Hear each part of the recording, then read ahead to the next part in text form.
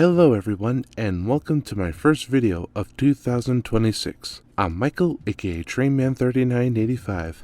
Today we'll be talking about a bit of a hot topic that's been going on in the rail fanning community. On July 29th, 2025, one of America's Class 1 railroads, Union Pacific, made an announcement to buy out one of the eastern railroads, Norfolk Southern, for $85 billion to create America's first truly transcontinental railroad. Ever since then, people have been in an uproar, saying that it's going to be a failure, misstep, monopoly, and it's going to crash the economy. So I thought, why not make a video about my thoughts and opinions on this. So I've watched a few videos and looked at some articles, and after looking up this UP-NS merger news, well, technically buyout, I can honestly say that there is nothing to worry about. So if you'll sit tight for a moment, we'll get started. Now before I begin, I want to point out a few disclaimers. One, this is based on my own research and understanding how things might work and how things may play out. You may agree or disagree with me on some things, but this is just my take on things, and it's based on my thoughts and research on this. That also being said, I want to make it clear that this video is in no way, shape, or form meant to say that you're wrong about how you feel about this. Everyone is entitled to their own opinion. I'm entitled to mine, you're entitled to yours. This is just my take on the news. As stated on July 29th, 2025, Union Pacific made the announcement to buy Norfolk Southern. It's been in talk with both of their CEOs, Jim Vela, Union Pacific, and Mark George, Norfolk Southern. Seeing it would be a truly transcontinental railroad for America, some have said that it was going to monopolize the railroading, but that's not really true. CSX, Burlington Northern Santa Fe, and CP rail systems will still be around along with Class 2 and Class 3 railroads. One thing to understand is other railroads will be granted trackage rights. When a new railroad is formed, other railroads are granted access to the new main line. This keeps competition balanced in areas where it would be lost. Plus, it would really reduce crew changes, cut down losses, and loss of time. It's really meant to compete with trucking. This isn't to say I have anything against truck drivers. I like trucks, trucking is cool too, and everyone deserves to have a good paying job, and it's important for trucks to deliver goods as well as trains and ships, aka intermobiles. But as someone who was born in a railroad family and did a lot of research and history most of my life, I'm more in favor of railroads. That's just me. Another thing people say that the buyout will do, if it happens, is that there'll be too many duplicate routes and they'll be rolling along next to each other. Basically, they are saying the merger will be like Penn Central. That might be a bit over-exaggerated. It would be just an extension of the main tracks. No real trouble. The only issue I could see where tracks meet would be in Missouri and Illinois, with NS's former Southern Railway and Union Pacific's former Mopac tracks. More than likely, the railroad will either sell UP's Mopac tracks or NS's Southern tracks, or it could be both. It might be part of the requirement for the merger to be approved. That's just in Missouri. As far as Illinois is concerned, it will be like a war zone. It could be sold to CSX. This is just speculation, so take that with a grain of salt. But no, there is no signs of duplicate tracks. That was the big issue with Penn Central and, honestly, SPSF. Now, as someone who grew up in the final years of Southern Pacific and hearing the idea of the SPSFs, I do agree with others that SPSF should have been a thing. Even so, I can see the problems that the railroad would have. An example being California and Arizona, where SPSF would have 50 to 60% of the stock in trade. There's more, but that's a video and discussion for another time, so I digress. Most of Union Pacific's space is in the west. Most of NS's space is mostly in the east. That makes it an end-to-end railroad. Now, financially speaking, Union Pacific is the bigger of the railroads that has been doing freight. Norfolk Southern, on the other hand, hasn't been doing too well. Has been having a lot of trouble ever since the start of the 2020s. Three examples would be like laying off workers in 2020, thanks no doubt to the global scamdemic, aka the China virus. I don't care if that offends anybody, I am not sorry. It was also made worse thanks to Mark George implementing precision scheduled railroading, or PSR for short, making trains longer and laying off workers just to pinch pennies, and saying the systems like positive train control can do the work of conductors and brakemen. No evidence of these claims show that things can work like that. And then there's the infamous East Palestine derailment. If you know, then you know. Needless to say, Norfolk Southern has been on a downward decline, so maybe Union Pacific's takeover might be a blessing, as they are known to take over railroads that were about on the brink of losing everything. Look at the 1996 UPSP merger. As a fan of Southern Pacific and growing up next to their tracks, there are times where I like to see Southern Pacific continue into the modern day. But I have grown to see the issues SB had as a railroad. There was the 1973 Roseville Yard disaster, the infamous 7551 East Runaway of 1989, competition from both Burlington Northern and Union Pacific at the time, and finally there's the Carleton Loop spill near Dunsmuir, which was the final nail in the coffin for Southern Pacific. So was Union Pacific integrating SP into their rail system wasn't overnight? Nope, it wasn't. It took some time and eventually things worked out. There is also the possibility that staff may be laid off due to the cost and overstaffing. That could happen. Not going to lie, there's always the possibility of that happening. But if the buyout is handled correctly and appropriately, things could work out. We'll just have to wait and see what happens. So, with all that said, what do I think about Union Pacific buying out Norfolk Southern? In all honesty, I think it's a good idea. No! No, God! No, God, please, no! No! No! No! Ich will andere Tage mit spielen! How could you? What? Stop it. Get some help. No, hold on a minute. Hear me out, hear me out. Of all the railroads in the U.S., Union Pacific is better suited for this. They have been around for 160 plus years, and like others say, they know how to handle mergers. Last I heard, when Jim Valet became CEO of Union Pacific, they completely revoked precision scheduled railroading practices, along with CSX and CP rail systems.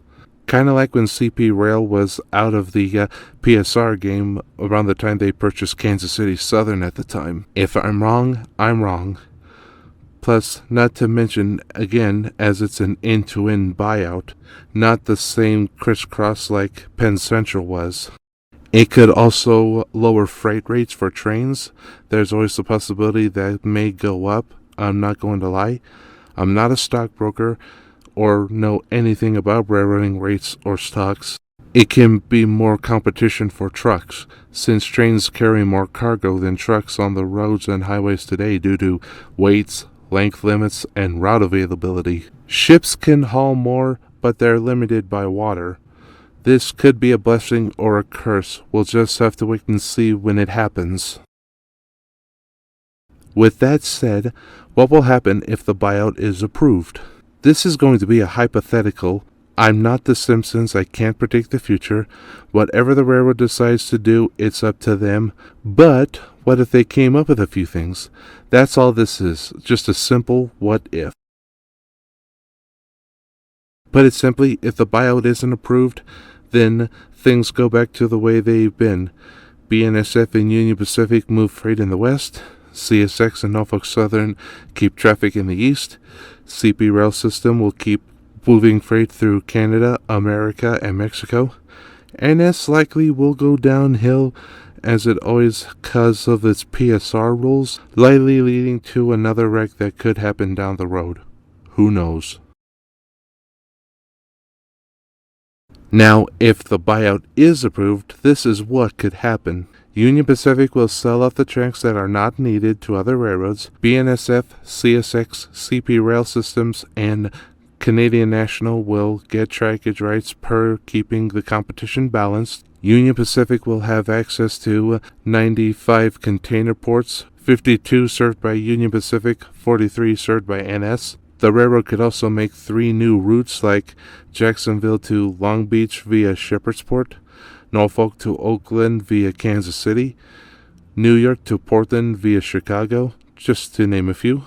Norfolk Southern black and white will be repainted in the Union Pacific's armored yellow and U.S. flag paint.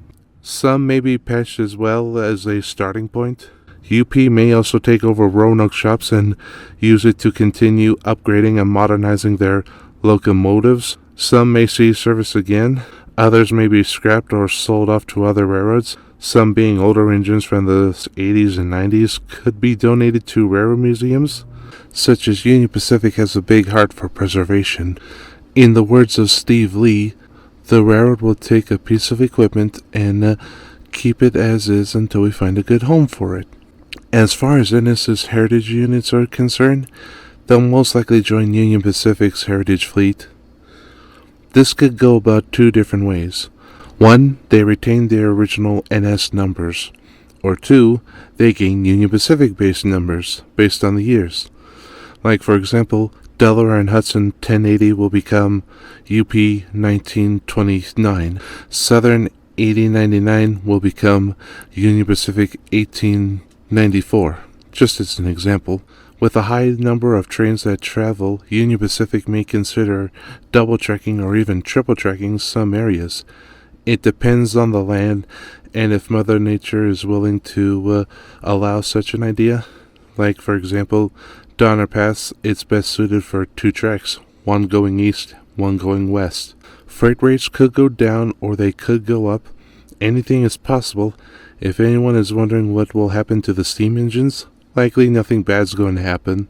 Contrary to popular belief, Union Pacific never had a UP steam engines only policy. Some of the engines just had to abide by new FRA rules, and plus Union Pacific had to prioritize freight trains. Plus, track availability and yearly insurance rates could get in the way of some overhauls, likely due to them taking a lot of time. The most likely recommendation is that they'll be required to have positive train control. The big boys shown that PTC can work with steam locomotives. This will later be followed by Santa Fe 3751, which became PTC compliant, and soon to follow Santa Fe 2926 will have PTC, as well as Pennsylvania 5550 when its construction is complete.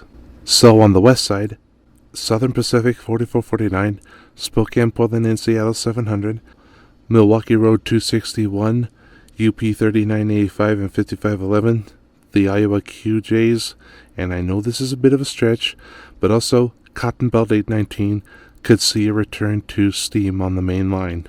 As for the eastern side of things, Nickel Plate Road 765, Norfolk and Western 611, Chesapeake and Ohio 614, Pennsylvania Railroad 1361, and M5550, and I know this is also a stretch, Norfolk and Western 1218 could see a return to the steam on the main line as well. As for Norfolk Southern's office car trains, likely it will be incorporated into Union Pacific's office car fleet. Like with the heritage units, this could work one of 2 ways. 1, NS's cars go to Council Bluffs, Iowa, where UP's passenger car fleet is based. Or 2, Norfolk Southerns get painted into UP colors and will stay in the east. Like, say, Union Pacific could operate 2 office car trains, one in the east, one in the west, and crisscross each other. The yin and yang, if you will. Now comes possibly the biggest talking point of this whole discussion. Will BNSF and CSX merge together if the buyout is approved? No one really can say. Currently, Warren Buffett, who owned BNSF, expressed no interest in merging with another railroad right now. Even CSX says that they show no interest in merging as well. But with time, anything is possible and could change. If push comes to shove, BNSF and CSX will merge. Likely it will be BNSF buying out CSX, as the railroad is the bigger of the two. Though CSX may have the ability to become larger, this is just a thought. I'm not saying it will happen, though it is food for thought. What if CSX buys out Canadian National? Okay, let me make one thing clear before a Canadian farmer shoots me. Too late. Anyways, let me emphasize, if CSX does at some point decide to take a look at a merger partner and BNSF doesn't want to, CSX could go to CN for a potential merger. Technically, it counts as an end-to-end railroad merger as it does cross two countries. Look at CP Rail System and their merger with Kansas City Southern. Now, there's also the possibility BNSF could go back to merging with CN. They tried it once, but the STV shot it down largely because of NS we're having during the Conrail split. Maybe this time they will be lucky or not. Now, this is just speculation. Nobody really knows what the railroads will do, but it is a possibility. But I think I'll leave that right there for now. So, ladies and gentlemen, let's start a conversation. What do you think of the UP-NS buyout? Do you think it's a good idea? Do you think it's a bad idea? Or are you in the middle? Is it a bad thing? Is it a good thing? What could come out of it? Whatever your thoughts are, go ahead and sound off in the comments below. You guys know where I stand on this. I think it's a good idea. It could be beneficial. It could boost shipping and have a great impact on our economy. Is it perfect? No, nothing is perfect. It will take time for UP to integrate NS into their rail system. Well, last I checked, there are over 50 industries and 30 unions that are in full support of the UP buying NS. This could be a blessing. It could be a curse. We'll just have to wait and see come early 2027. Now, with all that said, will I be sad to see Norfolk Southern become a fallen flag if the buyout is approved? Honestly, yes and no. I used to like Norfolk Southern a lot, and I think it was a great railroad back in the 2010s. Not perfect, but it could still hold up to its own. And I'll admit, back then CSX was like a punching bag because of a lot of rumors and because of a lot of derailments they had at the time. It almost like it became a accident-prone railroad and became the butt of all jokes. I too am also guilty of this as well. But it seems like ever since the start of the 2010s, they swapped places. CSX is doing better now, and Norfolk Southern is becoming trash now. Now, I know a lot of Eastern Rail fans and foamers are probably going to hate me for saying this, but ever since the start of PSR, laying off crews thinking that positive train control can do the work of conductors and brakemen, and the East Palestine derailment that showed no signs of improving to prevent future derailments. That combined with painting up two ES-44s, one with a different color in it, and the other being a Union stickers unit, only to be ripped off after the photo was taken, and pretending that they value their employees by laying off more at the same time, it's clear that Norfolk Southern has become Penn Central 2.0. That's just my opinion. But whatever your thoughts are, please sound off in the comments below. All I ask is you be respectful to each other. I have a zero tolerance for bullying in general. And that's all I gotta say for this video. If you enjoyed this video, please comment, rate, and subscribe. Until next time, this is where I get off. Have a good day.